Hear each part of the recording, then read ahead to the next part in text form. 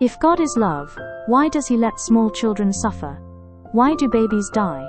Why are children born with disabilities, diseases, or taken far too soon? It's a question even priests and spiritual leaders struggle to answer honestly.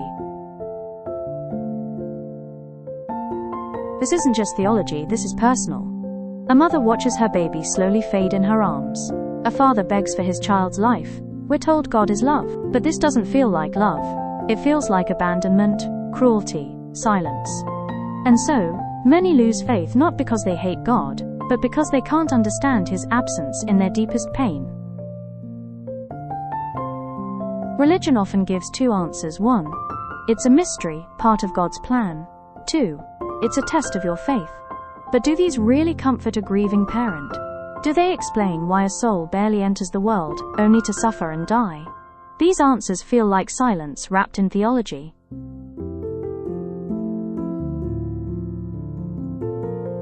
Now let's go beyond religion. Let's step into spirituality. What if before we are born our souls choose certain experiences for growth? What if that child's suffering is not a punishment but a soul contract, a divine agreement for learning, for awakening, not just for them, but for everyone around them? Hard to believe, yes.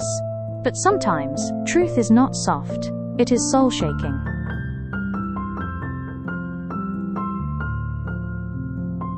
Some spiritual paths believe that the most evolved souls come into the most difficult lives to teach unconditional love, compassion, humility. That child with Down syndrome? Maybe that soul is wiser than all of us.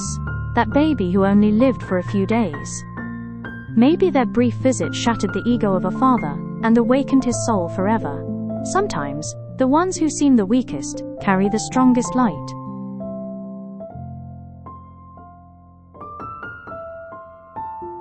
This doesn't erase the pain, but it gives the pain meaning. God is not absent in suffering, God is present through it, quiet, still, inside the brokenness, not as a cruel punisher, but as the silent companion guiding the soul home.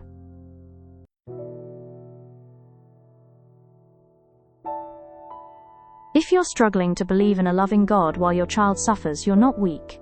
You're awakening. Not to a distant deity, but to a deeper, wider truth, that sometimes the greatest love is found in the places we thought God had left.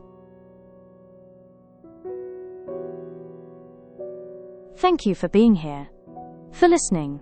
For opening your heart to a question most are afraid to ask. If this video gave you something, even a little peace, a little clarity, please share it.